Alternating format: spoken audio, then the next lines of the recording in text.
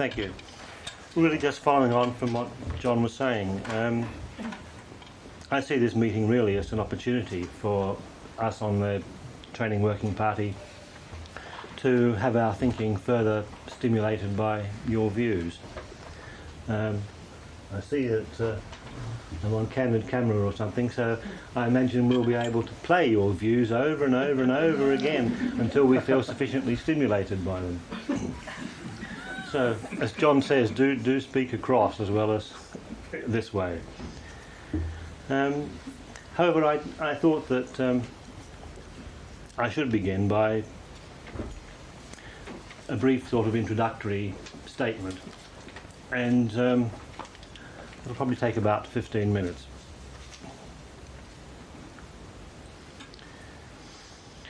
So I asked myself the question I had before.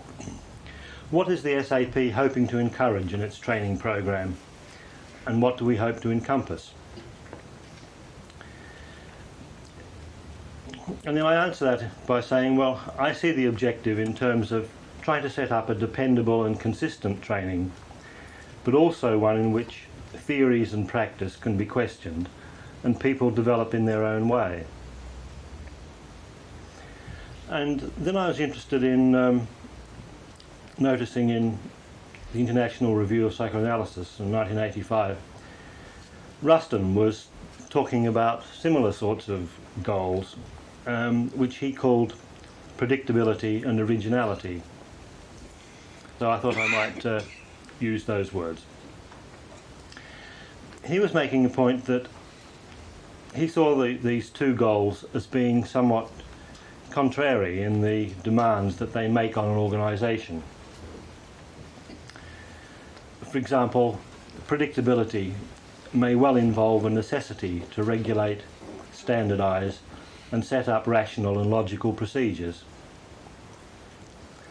The other side of that, of course, is that it can become restrictively rule-bound and rigid, and we can get stuck into doing things just because that's the way they were done.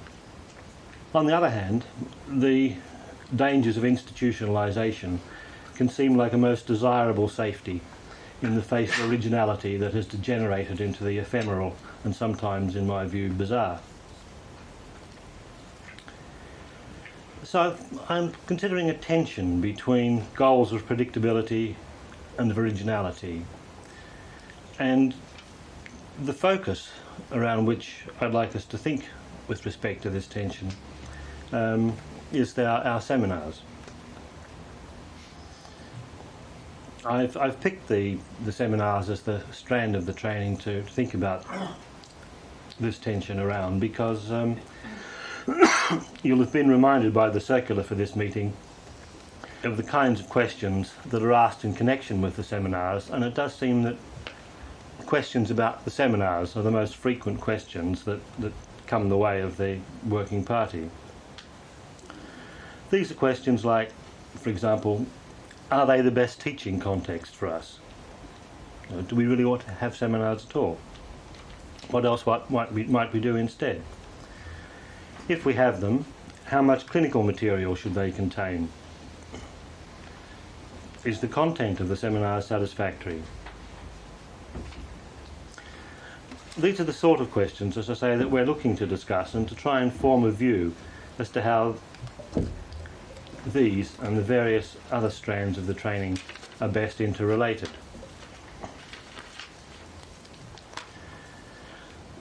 So do we have a model at the moment for the seminars, or am I advocating a model? Well, I think a bit of both. The model by which I'm approaching the seminars is to see them as a dialogue between the seminar leader and the trainees. Just as a digression, I don't intend to go on with it, but I do wonder sometimes about this word trainee, and I do wonder to what extent that the term trainee is compatible with us viewing analysis as an art. It somehow doesn't quite seem to gel to me, that word. What else trainees would like to be called, of course, I don't know, but Junior college. Junior college? Well, that's one suggestion. Well, you're no longer candidates, you see, because you've been accepted for the for the training.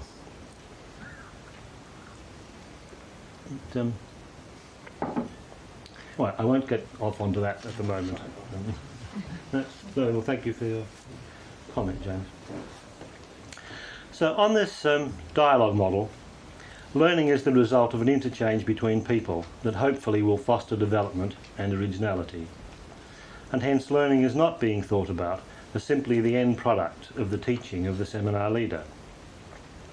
Nor is understanding being dispensed in a didactic way, with superior knowledge being imparted about definitive evaluations of psychodynamic theories. In this approach, learning is being regarded as an interactional process with a self-directing component in each trainee. I'd like us to consider then what expectations follow with respect to both the seminar leaders and the trainees. I don't expect seminars to function in terms of what Bion calls the basic assumption of dependence. The seminar does not meet in order to be totally sustained by a leader who takes a decisive teaching stand on the different approaches to the topic under consideration. Rather, the seminar leader's function is to stimulate a focus of interest. Of course, some teaching on such things as, for example, definitions of terms used, an exploration as to how a concept has evolved. This is very valuable. I'm not meaning to underplay that at all. The point that I'm wanting to make here is that I think we're, in addition to that, also looking to the trainee to come with a budding point of view and an expectation of moving gradually toward making his or her own integration. And in order to do that, the trainee needs to be active interactionally rather than passively receiving instruction. So I think it's a model that's a challenging one, both for the trainees and the seminar leaders. And I think it also involves having to accept that there's no perfect theory to supply the answers. Now, I certainly don't want to underplay the value of theory, nor do I want to suggest that it's all a matter of subjective preference and that theory cannot be objectively tested out and changed. And nor do I want to opt out and just leave it all an open question. Personally, I find some theories much more valuable than others, and doubtless the seminar leaders will have made their own syntheses. But I do want to suggest that if an urgency gets going around the seminars to find a perfect theory, or to regard a theory as perfect, or to find some sort of ideal, then that readily becomes persecutory in the sense that it's a block to the process of what I hope is going on, namely learning through one's own experience and subjectivity. Well, so much for efforts to foster originality. What about predictability? What about the provision of a standard program that can be readily evaluated? Well, predictability does require the content of the seminars to be approached in terms of logic and in terms of the sequence of their subject matter, and given an overall shape for the 3 years. We're in a continuing process of trying to achieve this. I think that process has got quite a way still to go, but that's what we're trying to do. As we have it at the moment, we begin with attention to the overall theoretical context, to history, to the basic concepts of Jung, and to the extension of these concepts by Fordham and others, including some psychoanalysts. We explore the links between theoretical models and method and clinical practice. And we also look at the development of specific clinical understanding and skills. As part of looking at context, I think an important issue during the training also is to provide an opportunity for trainees' feelings of anxiety to be expressed about their future as analysts. For example, a common concern that's reported to me is an anxiety about having chosen a Jungian training and an identity as a Jungian analyst, but finding the collected works of Jung so very difficult to read, and particularly at the beginning. Now, over the period of the 3 years, many of their theories and topics occur in different contexts. So clearly we have to take some care to avoid repetition, because we've only got a limited time. On the other hand, I think I'd want to say to avoid too much repetition. I don't feel concern about a little repetition, because I think that when the trainees rework the same themes, they're often able to add to their sense of them the next time round, or even make a different sense of the material in coming back to it again. And then after the 3-year shape, we have a program of post-seminar workshops. Now these workshops are used to consolidate or follow up on any focus of special concern to that seminar group. So it isn't a pre-existing set of workshops. The nature of the post-seminar workshops is very dependent upon what's happened for that year of trainees and what they want and what they still feel they need.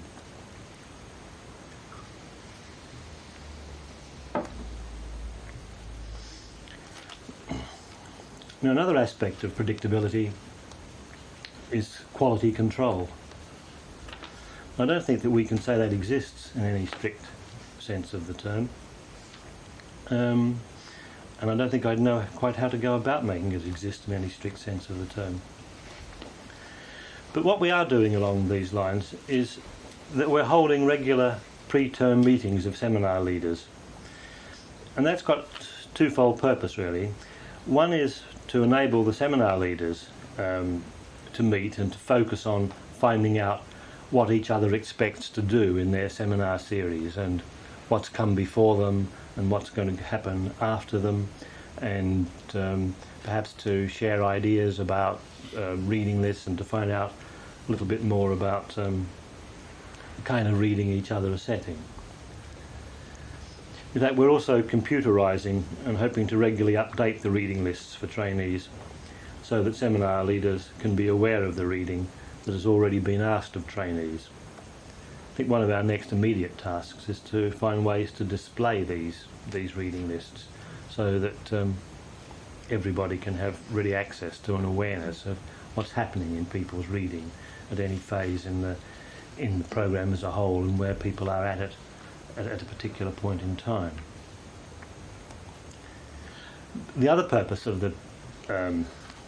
these meetings is that there'll be a member of the working party on training at each meeting, or someone will have been delegated to prepare a brief report on our behalf of each meeting, so that when we get all these reports back as to what's happening in the pre-term meetings of the seminar leaders, we're then beginning to accumulate a fund of information to assist us with our thinking and our planning.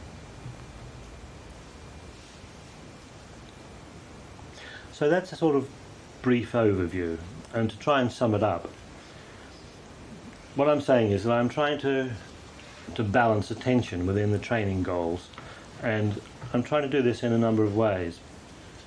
One is that inside the overall shape, within the particular blocks of seminars, I would hope that trainees can have some involvement in terms of options and planning as to how that set of seminars will proceed.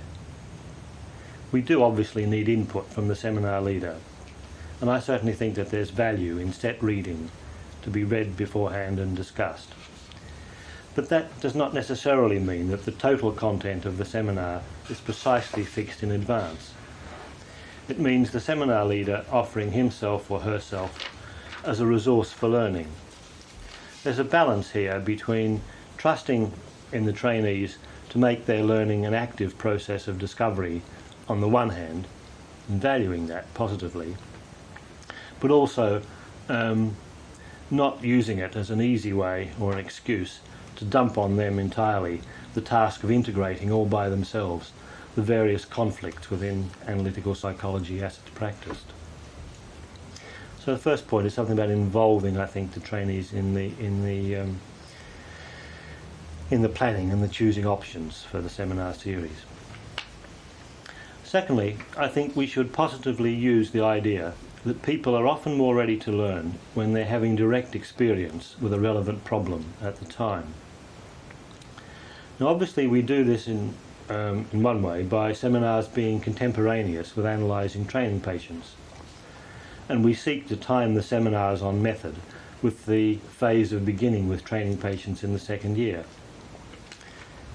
Similarly, in the preclinical year, the case discussions led by Elizabeth G relate analytic concepts to present problems with the clients with they're struggling with or working with at the moment, and the tasks that the trainees are working with in their places of employment.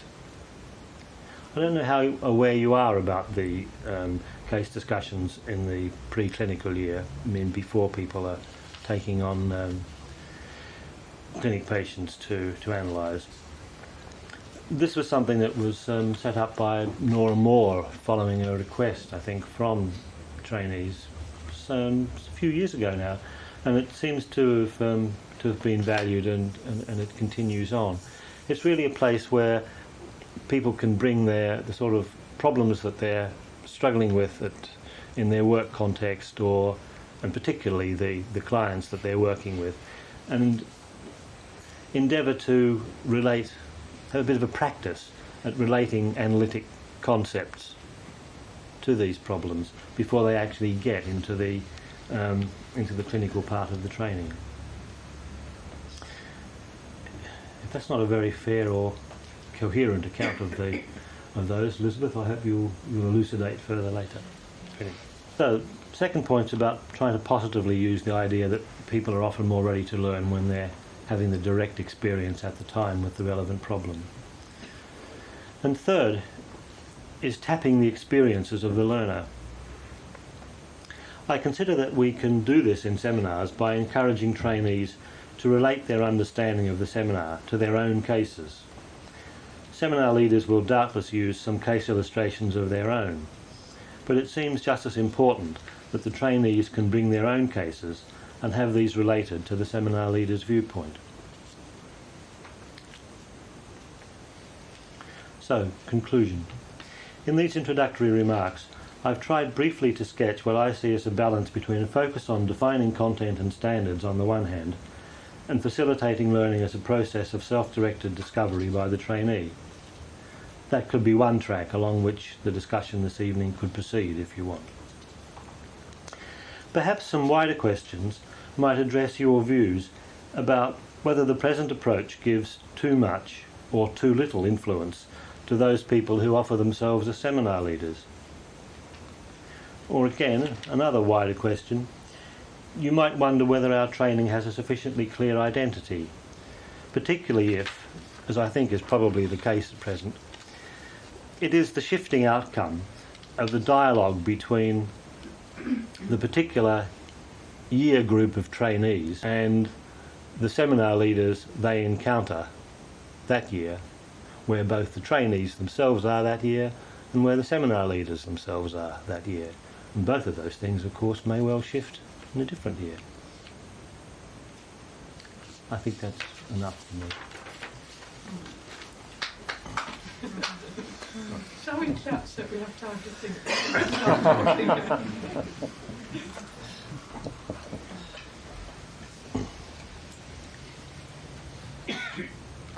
A child once said to me, "Don't tell me something before I want to hear it."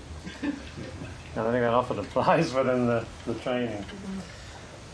Don't give me all this stuff before I'm ready for it. So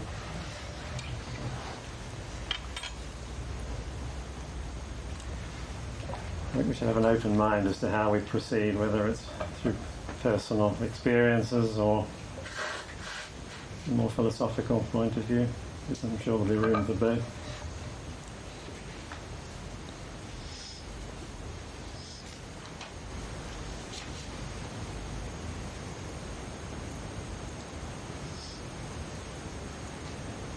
It sounds great, Bob, what you've outlined, doesn't it? I mean, it sounds very interesting training. Do you think it works?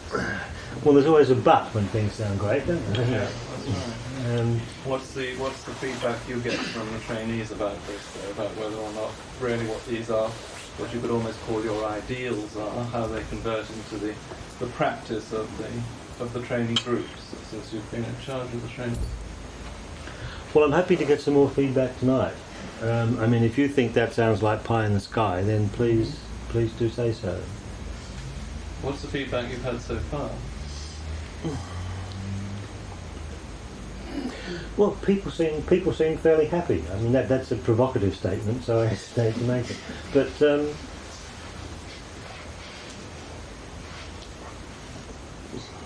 people seem to feel that that the seminars are working for them. But I'm not terribly confident in reporting on feedback. Because it's not really been too much by way of systematic feedback. I just wonder over feedback, which is true, it was the research, the questionnaire to everybody on the training. And I think although when Nora Moore was the director, I don't know if she'd have formulated quite how you have done. I'm quite sure that she was thinking of it in terms of that we were teaching an art, not a craft, as it were. And in that sense, I think it would have incorporated some of the things about originality as well as predictability. And it was quite interesting, I felt, with the questionnaire, because obviously there was a great range of views, positive and negative, but that quite a few people said that they'd felt that during the training it was confusing, but also that a lot of the things that they'd discussed or got hold of or been stimulated by in the training, they found really bore fruit, and they were grateful to have had different points of view presented, that it was fruitful, and the balance in that sense was that it had been a very fruitful learning experience that continued. You know, it wasn't just something that was fixed, it was something that really went on. So that I think there was that questionnaire feedback we had at that time, but you've been following on with your own way of formulating how to. If we are really teaching an art, and I think it's an extremely difficult concept really to think that you can teach an art, I think you might be able to teach techniques, and you could certainly study with fellow artists, but I think art at the end of the day is going to depend on talent and various other things, but I'm not sure you can teach it. This would suggest, wouldn't it, that on your model of not wanting to operate on a basic assumption group, that we should be working on an artist studio model. This would suggest that there should be perhaps more blocks of time on particular subjects or particular orientations or with particular seminar leaders, so that there could be periods rather than dipping in and out of or following what used to be loosely called the sort of spiral method. There was a more focused period where both the reading and the clinical integration went together. Because one of the things that seems to emerge in my discussions with students who have done the adult training is that there isn't very much by way of conceptualization of clinical material, which enables them to integrate what they have read and what they're doing. So they don't really know where they are. If you talk to them, if they talk to you about their cases, they don't really know, is that an aspect of character, is that pathology? Where are we in the sexuality of this patient? And so on and so on. And there hasn't been very much conceptualization while this has been going on. But this would suggest, rather than having 4 seminars from somebody because that's a particular topic now, and we all change horses and we have 4 with somebody else, and so on and so on, but there were periods of time when there was a systematic study. This might be like, there might be a systematic study of whatever you like. We wanted to make it on aspects of transference and countertransference, or systematic study on aspects of Fordham's development of Jung's model, or systematic study of the differences between Klein and Winnicott and where they match or don't match with Jung, or whatever it is, rather than a bit here and a bit there. I would agree with that. I know we had, I hope I'm not speaking out of turn, but we had Elizabeth Urban in our year who used to tell us about how in the trial training they used to spend a lot more time, say, on one paper or on one aspect of things. I think we as a group felt that that would be a good thing, that we did feel a bit dotted about, although I must say I enjoyed the training enormously. But I would agree with what James is saying. Just trying to build on your idea, Bob, of this work group, of trying to get a work group going rather than basic assumption groups. I'd like to say that I very much agree with the idea of having seminar leaders for much longer periods of time, actually for a different reason, which is to do with the dynamics of the group. Because I think what happens, I mean, not only is it very confusing to have a series of people every few weeks, but for the trainees, but the groups tend to have their own way of cohering, which each seminar leader has to learn, and that may take a bit of time to do. And in fact, the result may be that seminar leaders don't really address themselves to the group dynamics. They're just about sort of picking them up towards the end of each of the seminar. So that it may work well if you have a group that are happy to be working together. But very often you don't. And I don't know how much feedback you get about that. I mean, I think the analysts probably get a lot of feedback about that, which is not all good experience. But I think that things would be better if it could be that there were fewer seminar leaders, but it took a longer series of seminars. I mean, that might also raise the question that whether they should be paid, because it may well be. You won't find seminar leaders who are willing to do, say, a whole term. You're going to have to do it. But I think it would Yes, be, there are practical issues, as you say, that are involved in this. but I do think it would have other advantages.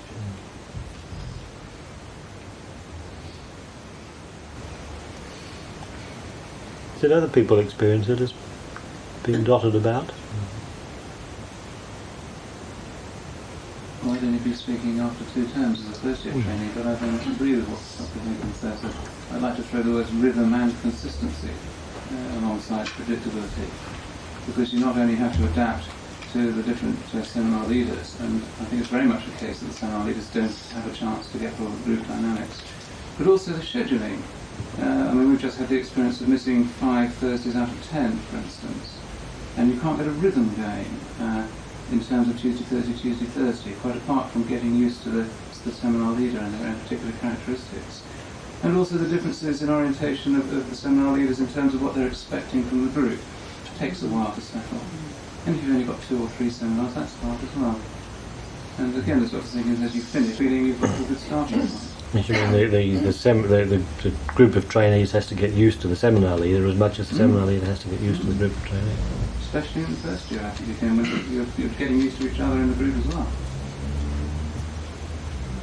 Yes, speaking from the trainee point of view, though, whilst I think there's obviously a value in having seminar leaders for longer periods, I'd only want the good ones for longer periods.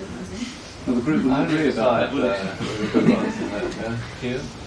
Yes, you tell me. No, you tell me who you raised that. Oh, I see. Oh, well, I can tell you who I know as a trainee. Right.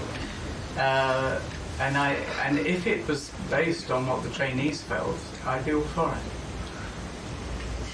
That would be in the previous year's selection. You actually Can't tell in advance. Another difficulty about That's that is hindsight. different groups like different seminar leaders, and you can't go from year to year necessarily. What's a good seminar leader for 1 year isn't for another. Yeah, that's right. So that's the problem So of having... That's not easier said than done. Yes, but that's the problem of having somebody then for a whole term. Yes. But maybe if we did have this suggestion, which you mentioned about being paid, which was something that I put to the working party when the suggestions for the legacy was made. And the legacy that we received, if we had put it into a charitable fund, would have generated enough money for the number of seminars given each year by the Society to pay each seminar leader £30 a seminar. Now, I suggested to Bob in the response to what should we do with this money, that this is how the money should be employed, so that he as a director of training could choose particular people and vary it from year to year and invite them to teach a particular subject or a particular topic, and within which the discussion could be very wide as to how it might be interpreted. But that this was the area, and would they teach for that amount of time, and this was the fee. It would enable him to direct as director of training, and it would enable, I would think, more shifting and variety rather than, well, I've always taught the Rat Man, as Ken always did, and he went on teaching the Rat Man for 25 years. Well, I mean, it was a very nice seminar, but it would be nice if it was moved about a bit, if other people did this, and some of you could teach differently. And I think that we are in a world now where people, whatever you may feel about it, would respond to the opportunity to teach a block of them for a fee. I mean, every other training institution. Why are we lagging behind? And all this stuff about the charitable status is baloney. Don't actually sort that out. That is baloney. That's just employing a lawyer.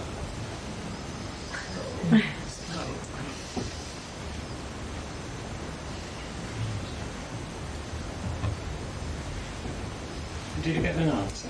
I mean, you say you put it to trade. Well, it's one of these suggestions. Well, I don't have the money. I don't have the money. Oh, I see. I don't know. No. Isn't there a problem here between the history of the society and the way it always was run, which was by a few very devoted and dedicated people who worked immensely hard and put in their time and their passion, really. And really now the society is enlarged and it's changing. And perhaps what is being said is that there's a time to redraw it. And that seems to be being done, as far as I gather, from what Jim says.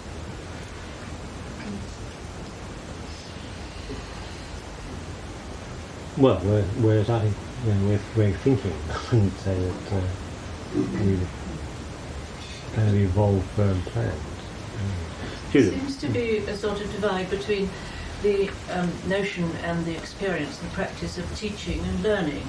James tends to talk about teaching, and if I were to summarise the impression I got of your presentation, which might not be right, you seem to me to be approaching it more from the learning point of view. And this also, I think, is probably connected with the difference between the science of analytical psychology, that it does contain a whole number of, it contains content, obviously it contains content, but there are certain Jungian things that we have to learn while we're in training, and these are generalizations about all the generalizations, because that's more scientific. The art side of it is dealing with the individual, and so we get the problem of the individual person who's in training, who I noticed James called student, and the individual seminar leaders. And so I think that you talked about conflict quite a bit, and I think we're right into the area of conflict between the extremes almost of teaching and learning. And I think we're struggling with that a lot. It would be much more a teaching situation if we had the same seminar leader most of the term. I would have thought that was quite a lot too long. I thought half a term was long enough, because particular trainees might might gel very bad, might mix very badly with that particular seminar leader. And also, we do need, while we're learning to be analysts, and throughout we need to listen to lots of different points of view. So I'm terribly interested in this conflict thing, and that people in training have a tremendous number of conflicts, and we can't cut them all out. And I think that in your presentation you were trying to see how much of the conflict could be coped with. But the coping doesn't necessarily include cutting it out. It includes discovering ways of living with it and standing up to it and not lying down under it. Yes, I think I'm trying to say is something about a balance between content, not so much between them, but two things at once. But a certain amount of content, but also, I suppose the word is opportunity for the trainee to come to this content and structure, and with their own sort of, the fact that they don't come as a blank sheet, they come bringing something of themselves which has evolved a certain way and is going on evolving, and then for these two things to come, to meet, what you might call them, yes, or whatever happens when they meet. Well, I think it's enough to say about whatever happens. In fact, the thing I'm very aware of about the training was how difficult it was to acquire the analytical identity of an analyst, and that you're in a very much a state of flux. You're in analysis as well, and often I felt a lot of the gripes that we got into as a group were often not really about things like whether the SAP used their self-sting envelopes or whether the content of the seminars was good or bad or whatever, but were really beefs about just feeling uncomfortable about these identity shifts. I think you're in a state of real discomfort during the training and for some time after, I found as well. Could you say what the identity shifts were that you experienced? Well, I think it's different from some people than others, because I think it depends where they came from. But just, for example, some people may be already in very allied trades like psychotherapy or counselling, but somehow it's different to be an analyst, and nobody can quite tell you what that is. And you have to kind of suck it and see, and you have to sort of feel your way with it. And I think that's quite difficult. But this is what I was referring to. See, the distinction that Jules has made between teaching and learning, in having one seminar leader that went on for quite some time, and the artist model description that I made at the beginning, the distinction teaching and learning isn't as sharply drawn. It becomes much more the example of whoever is the coordinator of the seminar, and the examples brought by the students as well, junior colleagues, whatever we like to call them, and the integration and interaction of these two, where you present your experience, they present their experience, and out of this begins to come something which you can apply to whatever the topic is that you are studying, by bringing in different authors, different points of view, and so on and so forth. Now, this is the apprentice model, and it's not a teaching learning, it's apprenticeship, really. But I think what you're describing is that you're establishing something which might have more structure and therefore feel in one sense more contained, has more boundaries, more limits, but of course there must then be a loss over the whole training, because you can only get so much material into the training. And that our system at the moment, although it may feel very bitty, and I think it does make people feel uncomfortable at the time, but that in the future it's perhaps quite rich, because people, as they get more established, then have lots of points to refer back to. They've had quite a breadth of material. Yes, but it doesn't feel comfortable at the time. I'm not talking about getting people comfortable. I'm not interested in people being particularly comfortable. And what I'm much more interested in is how the various points of view that you say are presented to them. It's one thing putting a smorgasbord in front of people and saying, well, you can do it that way, there's this way, there's this point of view, there's that person says this, but I don't know how you bring it all together. And focusing it around some sort of clinical base, which is much more arising out of the presenter's observation of their patient, which then enables what would be the appropriate way to emerge. But I think you may not plan to do it, but I think the subtext is that you reduce anxiety because it's more structured. That's what you're saying. You're relating something much more specifically. So I think that's what you are enabling. But you wouldn't get so much in the training. Would that, if there was less anxiety, release more, facilitate more creativity in the trainees?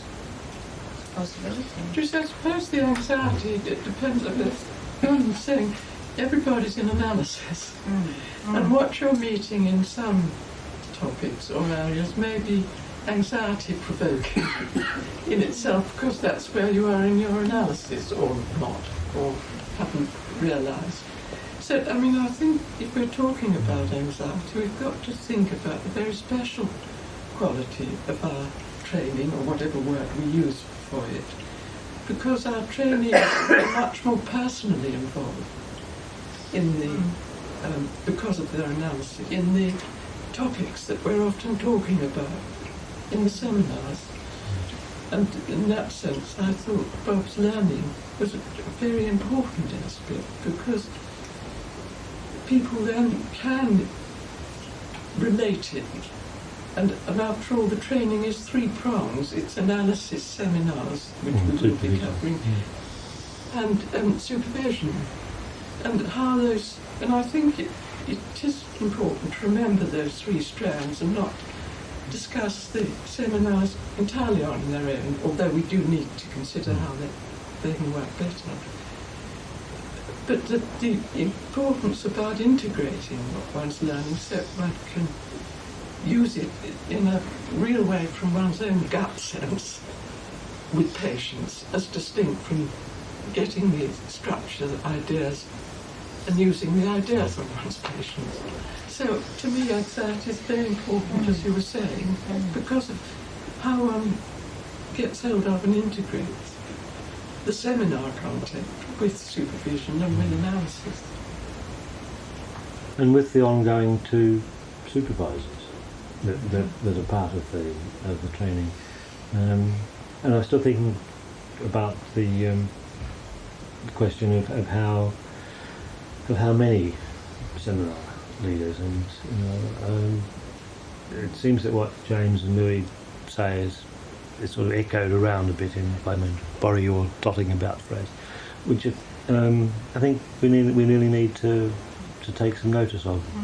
I think on the other hand, though, there is this point that you do need to, if you're to make your own synthesis, you do need to encounter a sufficient number of people to get an experience of diversity. I mean, I don't want to sort of preempt what you're going to say about supervision, but I would think it was part of, or what I would hope would be part of the supervisor's role, was a certain sort of gathering together of the supervisees' reactions to the seminars and efforts to sort of struggle to think about the patient that they have in terms of the different people and content that they've been encountering in the seminars. Do people get their supervisors of choice more often than not? I mean, I did, but that's common, because that's the bit you do choose, and that's the most consistent experience in training. And that gives one a bit of wallpaper to have a lot of seminars of different people against which. Do students choose their supervisors? We did. Well, I think we were the last not to. Is that so? Well, No? the process is that I ask people to give me three names, and then I approach those supervisors to sort out to discuss it with them, because quite often that seems to be the way that people like it to happen, and also to sort out the practicalities about it, and to take account of the various sort of rules that we have. You know, things like trying to get there's been one female supervisor, trying to make sure the next one is a male supervisor, all that sort of by and thing. large, one kind of was able to go for the sorts of things that people were interested in that looked interesting to one. The outcome of all this, there's also the question, of course, if lots of people want the same supervisor, then I think it has to be sorted out with them privately, how much time they've got and who's going. But I think you would find that most people get the supervisor that they've asked for, or certainly they'd get one of the. Very unlikely if they didn't get one of the three that they asked for. Robin? It seems to me that I wanted to raise a point about selection of seminar leaders. It seems to me that if there are going to be fewer of them, that will mean that they will have to be selected. But even if there are not going to be fewer of them, because the society is growing so much in numbers, they're going to have to be a process of selection anyway, even if they're not fewer. And that means that there will need to be some criteria of selection. And I think it seems clear to me that some people may be very good analysts, but they may not necessarily be good at facilitating the kind of learning which goes on in seminars. And they may know a lot and have a lot of experience, but actually facilitating a group in a learning process is something else. And so this raises the question, how are they going to be selected? I can only throw out one thing which I picked up along the way, which is that I believe in the child analytic training there's a representative comes from some stratospheric child psychotherapy body and sits in on our child training once in a while in order to make sure it meets the criteria of the stratospheric body. Well, it would not be impossible for a member of the training committee or whatever actually to sit in on a seminar, especially if a seminar leader was conducting 10 in a row or 20 in a row. But of course then we have to be ready for the whole business of invidious comparisons, and some people are more being wounded by the fact they might not actually be invited to take seminars. And what that would do in the society, I don't know, but I mean, that would happen. Alternatively, you can ask the trainees for more systematic feedback. That's another. Which some of the psychotherapy trainees do. Yes. And it's an effective way, I think, of knowing how an analyst does come over as a team. That's done already. I mean, insofar as there was this questionnaire a few years ago. Yes, but that was still this what you're suggesting, I think, is different. Alternatively, you can ask the trainees for more systematic feedback. That's another. Which some of the psychotherapy trainees do. Yes. And it's an effective way, I think, of knowing how an analyst does come over as a team. That's done already. I mean, insofar as there was this questionnaire a few years ago. Yes, but that was still this what you're suggesting, I think, is difficult to ask the trainees to put a. Yes, I teach in one of the psychotherapy trainings, and they have an anonymous feedback to each of the seminar leads, which is then sent to the seminar leads at the end of their series. And I think it's a very helpful and effective way of keeping some monitoring, as long as hopefully it wouldn't be too late. Yes, well, I think that perhaps, I don't know quite, in a provocative way, that was what I was saying earlier. But I think if the selection was based on the trainees' view, I would be in favour of it. I'm not happy with some celestial body dissenting. No, not only one. I think there needs to be several views. The trainees' view, I think, is very important. But I think that the committee cannot shrug off responsibility if they have some idea of what kind of training it is they want. Well, I don't think the committee would be shrugging off responsibility. I think that they would be hopefully listening and evaluating the different views that they will inevitably get, not only from within each trainee year, but from the different trainee years. But it still seems to me that they are the people to listen to. And I wouldn't be happy with having some outside authority. But how do you get new, I mean, isn't the difficulty, following on from Robin's point, how do you get new blood into it? How do you get, I mean, how do you... I think that if you have, yes, I think if you have this system, then you have to allow for new seminars each year, just for that reason. So the retro training could ask someone to do it just for 1 year? Or two or three. Or 2 or 3. Joe? One thing that I find is important is that many trainees at the end of their training, they haven't really got into Jung much. A lot of the trainees still can't read Jung very easily, and they don't know much about Jung's general ideas and way of and thinking and so on, way of his general attitude towards. I mean, this sounds ridiculous for a Jungian society, and I think we are a bit ridiculous.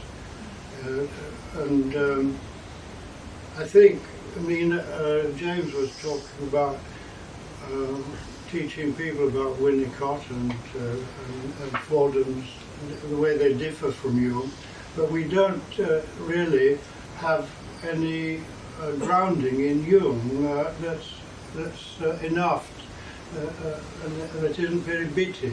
In our first term, in the first year,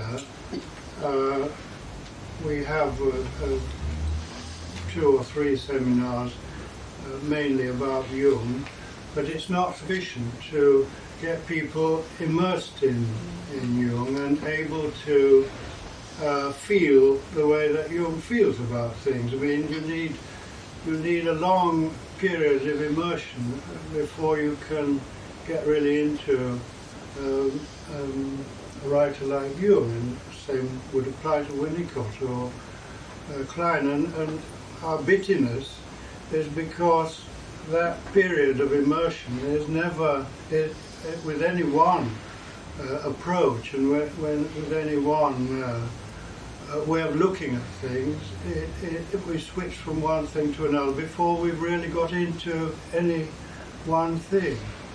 And I mean, we could learn a lot from, say, the way Winnicott looks at cases. If we got right, if a Winnicott seminar leader who uses it all the time in his work and in his clinical way of working, we'd get to know how that person used his tools and what tools he used. But at the moment, with Jung, we don't have seminars by people who are used to using Jung in their clinical work. I mean, they're more likely to be using some of these other people. And I think for a Jungian society, we really got to try to get people immersed into Jung to begin with, and then see how we go from there, how other people differ and so on. But you can't differ from something that you haven't really got into at all in the first place. I think that I'm exaggerating the situation, but I do think there's a ground for starting off with, I mean, one term learning about Jung and Jung's collected works, which 20 volumes, sounds ludicrous, but I mean, it's more than we actually do. A year is ludicrous, but it's certainly much more than we can even think of. So I'm making a plea for possibly starting off with a much more thorough introduction to Jung, and an attempt to try to get people reading him and getting into his way of thinking or something of this kind. In the many years when you were director of training, did you find though that this was difficult for the students to actually get into Jung? Very difficult, yes. Because I don't remember years of Jung during that period. No, there weren't. Why was that? You don't remember years of Jung? Yes. I don't remember that. I mean, the suggestion that you're making, I don't remember that being my experience when you were director of training. And what I'm saying is I don't. Of course it wasn't. No. Why was that? Well, there wouldn't have been any support for it in the society. I mean, what we tried to do was try to marry a more developmental approach with the archetypal approach. This was our constant wish because of the split in the society at that time. And the problem was the very acrimonious split in the society, which Roderick Peters was talking about in the last lecture. And the atmosphere would have been more explosive if we tried to concentrate on Jung more. I think perhaps even now we're not ready to do that, but I think we're moving more towards a way of being together, which is not so divided, not so split.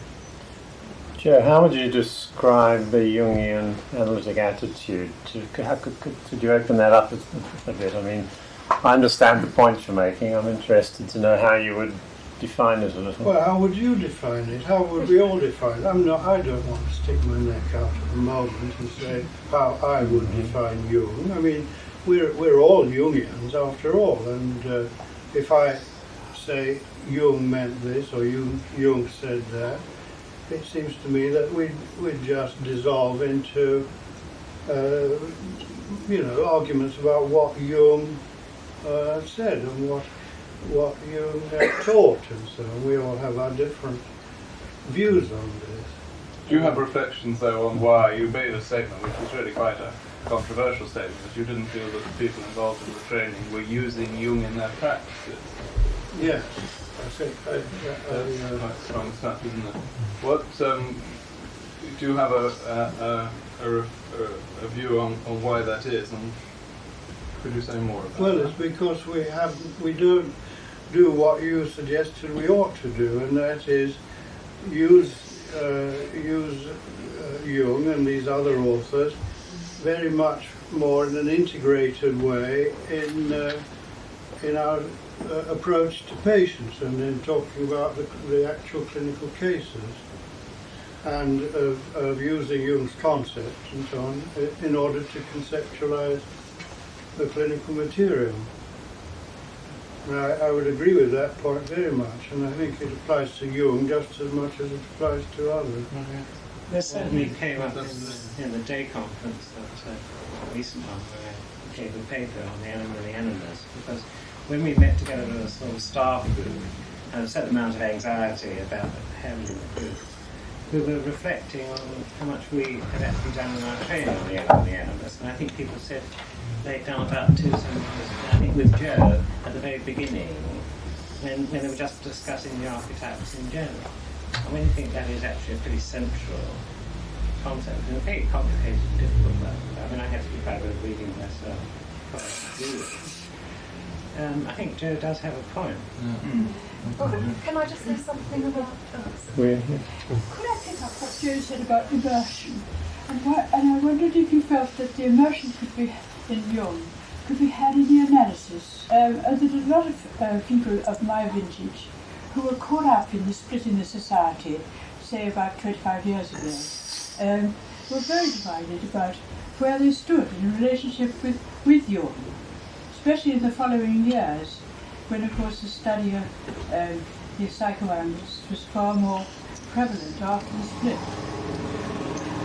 Would you think that? Well, yes, I think it's a matter that the analyst and the way the analyst analyzes is the prime thing in deciding the sort of response that the seminar leader will get from putting a particular view forward.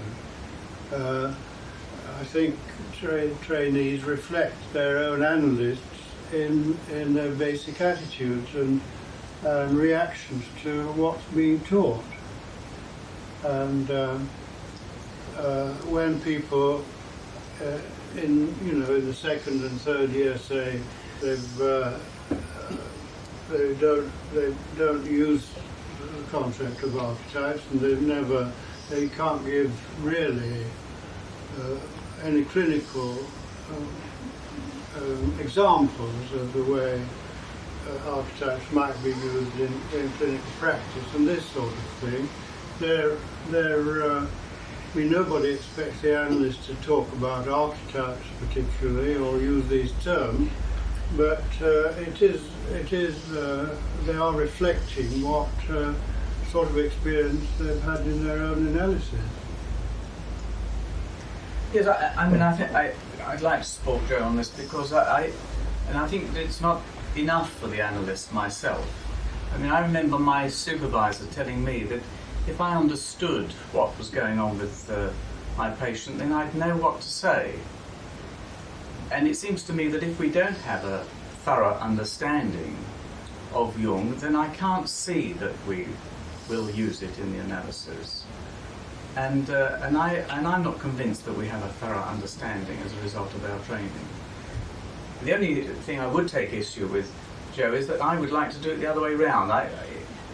That Jung, I think, made the assumption that people will have studied Freud and his methods before going on to Jung. And it seems to me that the trainees frequently find that a much easier way of learning. So that I think that this immersion needs to come a bit later. That certainly needs to come. Over here. Well, I'd like to absolutely support that. I think in our year, which in our post-training, there was always a debate about whether there was too little Jung or too much Jung in the syllabus, and that varied. But that since we stopped having the seminars, more and more people are feeling that they've read very, very little Jung. They haven't read any of the seminal texts as whole sort of bodies of work, just chapters or pages. And I feel it's very, very important that we are fully immersed in Jung, that perhaps it's something that needs to come later, and I wondered if one of the ways of dealing with that would be if there could be a sort of ongoing, open reading group that anyone could attend, at any sort of level, that continued and just looked at the key texts with a seminar leader to guide them. And they could go during training or after training, but so that at least we could actually look at whole, complete works rather than chapters and feel we had created.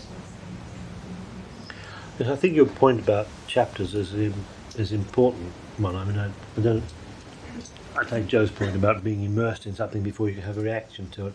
But I must say that when I began to get together the reading list, for all the years, for all the terms, what struck me was, in fact, there were many more references to Jung than I had expected, because I'd had a similar feel to what you were saying, but I was surprised at the amount of reference to Jung that seminar leaders are making. So I mean, in defence of them in this respect, they are making lots of reference to Jung. But the point is that, as you're saying, that all these references to Jung are blocks of paragraphs or half a dozen pages or particular chapters, aren't they? And they're doing this, of course, because they're wanting that bit to illustrate the theme of their seminars. So in that sense, it's logical, but it does mean that you do get it in a dipping in and dipping out way. It's true. We also have screams about the amount of reading. Well, we do, yes. But the point, I mean, going on from what Joe said, the difficulty with this mining the master is that you can find a quote to support your point of view if you're simply going to go lifting out texts, and you can create a tremendous sort of distortion of what he really was saying about transference. I mean, you can see the way that his ideas about transference have gradually been distorted over here. The immersion that Joe is proposing would provide its own internal corrective, wouldn't it? I think it's a question of when the immersion is most fruitful, because I think that we probably found as a training group that it was when we were deep into supervision and deep into our analytic patients that we were best able to sort of bring the ideas of our senior training analyst supervisors to bear on each other's work, so that we were saying, my supervisor would think it this way and another supervisor would say something different, and that was extremely fruitful, and some of it took place, I think, after the end of seminars, probably, when we were struggling to write our papers. And the immersion, in a way, would have been helped by having some more guided thinking, I suppose, in seminars or in clinical discussion groups or something like that later. After the training meeting? It was that sort of period. It was the sort of the third and post-trainee year that I think we began to get Jungian ideas together in our heads. After the paper? Sorry? After the paper? It was during sort of paper writing, yes. I wanted to say something as a year tutor, because I think there's 4 strands to the training. I mean, it's analysis, supervision, seminars, But the fourth strand is the group. And I think it's tremendously important how that group relates. It's very haphazard. I mean, you go into a group and some groups give each other a great deal. They work on things, they go on afterwards. And somehow it's a sort of unconscious process going on. But I still think it's very important how the group is set up, how it functions. The Elizabeth's work, and I think the year tutors have made a great deal of difference to each year. Yes, can I add to that? I mean, one of the things that I felt was difficult in the training was that there wasn't, given the structure of the training and the intention to combine seminars and clinical work, that there wasn't, and I felt at the end of the training that I really didn't know how other people in my year worked. That with the exception of one term that I think started in the year before us of clinical presentations. But actually it's very difficult when you have a seminar leader for 2 or 3 times, plus the fact that our particular group was a difficult work group, to get any sense of how the other person worked. And taking Joe's point, that I think if it were possible either to have longer, greater chunks of seminars or to have clinical seminars, it would be more possible to get some understanding of how senior analysts integrated theory with clinical work. And I felt that was the greatest lack, was really, I mean, it's through other clinical groups that I've actually got to understand how other people work, and I've learned a lot from that. But I felt it was very difficult in the way that the training was structured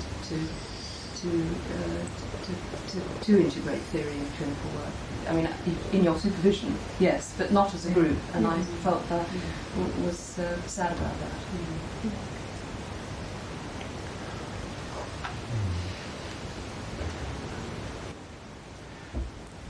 I mean, many groups have actually done that for themselves subsequently, or toward the end of their training. Yes. It's almost a sort of part of their post-seminar activities. How much that's the place for it or not is it's a question that warrants thinking about. I guess I'm also always a little circumscribed by an awareness of how tired trainees are much of the time, and how much they sort of feel is well, I'll put it as demanded of them, even if they're asking for it, because it gets to feel like a demand, even if you've asked for it. And it's something about you can't do everything at once, and what are the really important things to be doing in that period of peak demands for those couple of years. Well, I only just wanted to go back to the Jungian bit and the way you talked about it. I felt that I didn't get enough, as it were, of Jungian training, perhaps. And there's some feeling that, not that he's a foreign body, but it has to be separated out somewhere. And I just would have liked to have had something of Jung as a context hanging around all the time. And, so it's sort of in the blood somehow. That's what I would say. There is, I think there is a difficulty which we should try to acknowledge, which is to do with it's a cultural problem. I mean, we tend to be rather empirical and rather clinical in our orientation. I think to get Jung into one's bloodstream, so to speak, one really has to give that up, I think. I mean, in other words, if you're continually saying, well, how do I use that clinically, you may not get immediate answers to that reading Jung. In other words, you have to get into alchemy, comparative religion, mythology, fairy tales, and really get the feeling of all that, how the archetypes manifest themselves in those ways. And then, possibly, we start to think about the page. I mean, I don't think you can do it in this sort of, how to use that idea. I mean, I don't think I could have done it with the animal and the animus, for example, because something continuously coming into my mind on the page. But I did find immersing myself in it gave me a feeling of something which I hadn't had before. And that then later one begins to see the clinical point. I mean, I think Jung is like that. That's one of the difficulties about this, David, going on from that, is that there isn't really, to the superficial reader, a Jungian theory of psychopathology in the same way that there might be in the Freudian or post-Freudian models. And that the student analysts struggling with patients who are bombarding them, with supervisors who are evaluating them, and a training body that is at some point rather going to say pass or fail.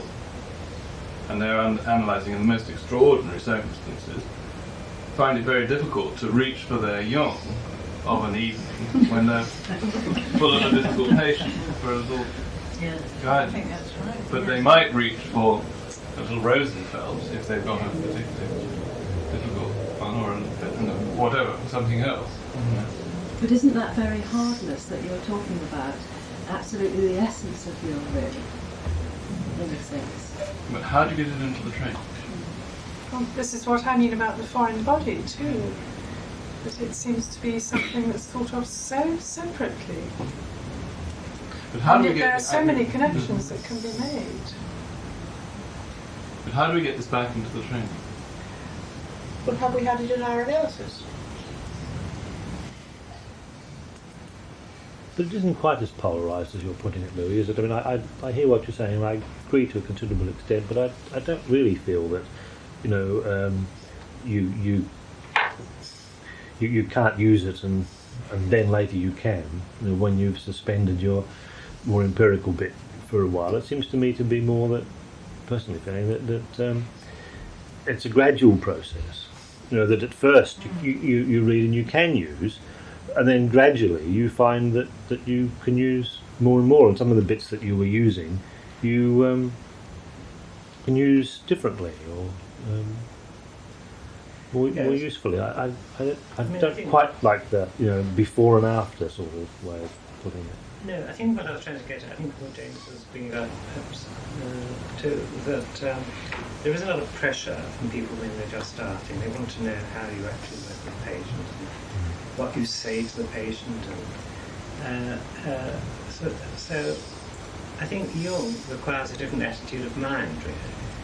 Because if you're going to guide somebody through a simple transformation, for example, you wouldn't be addressing yourself to clinical issues very much, although at the time you'd read it, you might have understood something about the mother, let's say, or the sacrifice, which you wouldn't otherwise know about. But you've got to get into some depth in order to do that. And so that there is a conflict of interest. I mean, I don't know at what point is the best time for people to do that. I would actually think probably in the first year, before they've seen their training patients, to start with you. I mean, I don't think that... Well, we do, except I take Joe's point that it's perhaps more of a dip than an immersion. But most people know enough Freud, I would have thought, when they start the training. You need to know a great deal of Freud to know what your starting point was.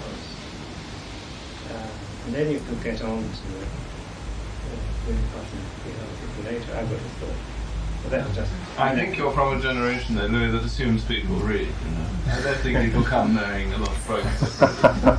I really don't. I mean, they used to, yes. I think it depends too on how you learn. I can remember in the first year, you know, our group sort of being rather bewildered by, you know, what are the archetypes? And in fact, it's only after having some clinical experience of working with patients that you can begin to make sense of it. I think it's actually quite difficult. I found it difficult to know what the relevance might be, sort of in a vacuum. It's only really after working with patients that I felt the need to read more. But I'm sure there are people who might be able to do it your way around. Maybe we need either a study group or a collection of some of us to work out which bits of Jung could be read relatively early and immersed in during the training. I found at the time when I was doing seminars in the first term of the first year, I tried to select bits of Jung. I worked entirely on Jungian texts and tried to find relatively short chapters, but not sections of chapters, whole chapters, to get the immersion feeling, which were relatively easy and not so obscurely written as some of Jung is. He is extremely difficult, and that had to be tackled absolutely head-on. That is much, much more difficult than Freud. And I thought, I'm only putting this forward as an idea that we might try and work out what parts of Jung would be relatively easily absorbed early on, perhaps in the first year, and another chunk in the second year, and another chunk in the third. It might be possible to think this out and work on it. Maybe somebody has. Not quite in the way you're saying, I don't think, Judith. No. Because there are, I mean, I think there are a few of our members who have read a very great deal of Jung and read him perhaps 2 or 3 times throughout. I mean, there are people who have read a great deal, perhaps of a generation that read. I mean, I think it is not just a generational thing. I think during training people are so hard worked. I used to find that trainees really hadn't done more than sort of glance at the chapter. They hadn't had time to read it thoroughly. Don't suggest that trainees get to be called bathers.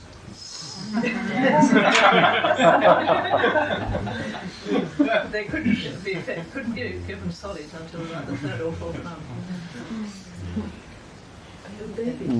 In front. Babies. Oh yes. Oh yes. Well, I quite agree with that. Yeah. I sympathize with Louis' point of view very much. Many years ago, I came to certain conclusions and gave up. And the idea is this. I feel that the empirical psychological attitude that obtains in our society favors those sections of psychology which are nearer to the ego psychology and the development of the lower. But for the deeper dimensions of the psyche, a different kind of attitude is required. And my feeling is, I formulated this many years ago, as I say, I gave up after that. And I formed a new word for that, geopsychology. The insular geopsychology, which makes good tradespeople, you know, we are a nation of merchants and traders, you know, that's what did Napoleon say. Insular geopsychology for survival has got to be busy dealing with what little is available and manipulating it for getting standard of living, etc., and mastering the world. Whereas the broader continental geopsychology, where there are big mountains and thousands of miles to go, makes you fall back and feel a little nearer to some of these other dimensions. Each has its respective value.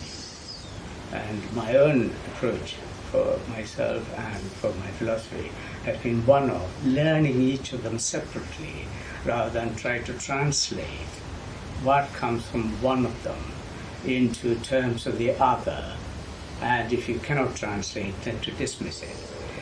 I find that Fordham's dealing with the self definitely fell short of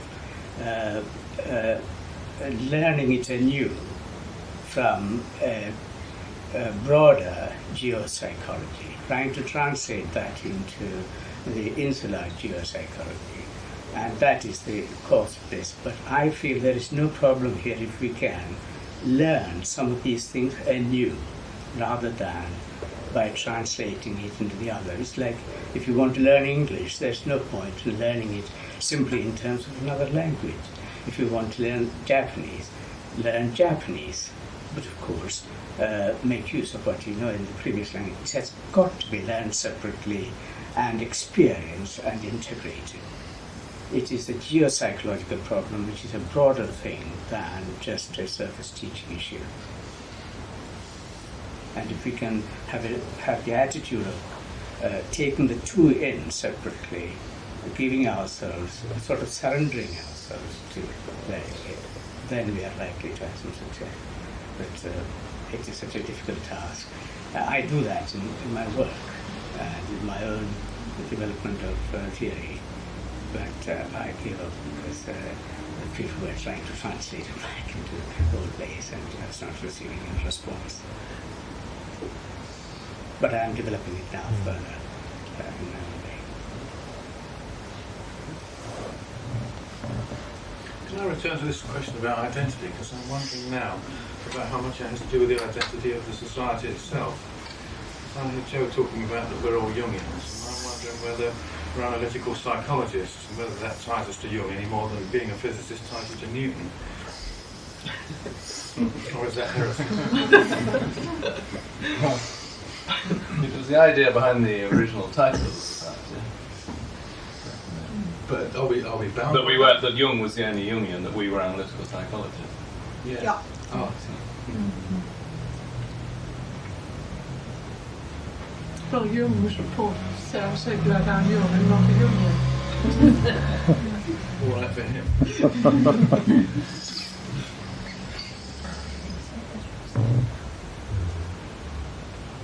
I quite like the idea of immersion, but I think still a trainee, I grasp at any empirical thing I can find with enormous gratitude. That the thought of the anxiety level is just too high, I think, to be immersed. Although the idea does sound wonderful, and I'm certainly coming more and more to the idea. But if you told me that in the first year, I don't want any of this airy-fairy stuff, thank you, no. You know, I want to actually, the nitty-gritty to hold on to. But that's personal point of view. Oh, you mean as a bather, you don't believe that we have any lifeguards? I want to say the Charlotte. Not in lifeguard. A lot of sharks. It seems to me different people have such different capacity to approach Jung's ideas. I don't think we should adapt the word geopsychology, but that side of psychology. And I wondered if that part of the training could be more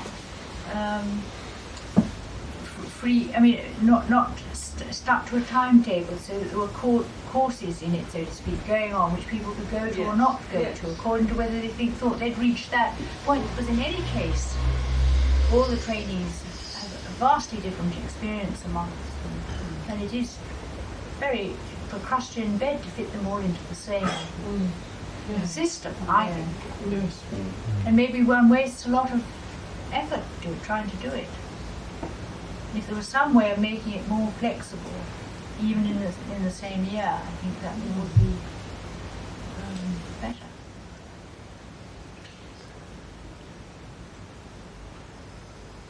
I think it was Jan's idea of a running reading seminar that was quite sort of voluntary and separate. I think you were thinking of that James, I think. Jane was James. over and above what as an additional thing, were you Yes, not? but completely uncompulsory, so that first year trainees could go all qualified months. Depending on how far you were in the swimming pool.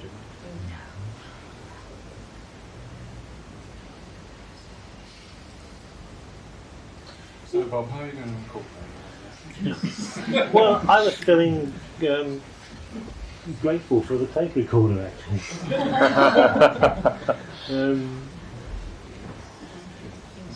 I feel really that so much has been said that in a sense has to be received before it is actually incorporated or digested, that I think there'll be real value in hearing it again and taking some notes in a more organised way, and the working party sort of beginning to think about how these things can, well, be tossed over among us, but also how they can be made, or if they can, more practicable too. Well, unlike the tape recorder, I hope this discussion will run and run. But for tonight, Bob, thank you very much indeed. Well, thank you.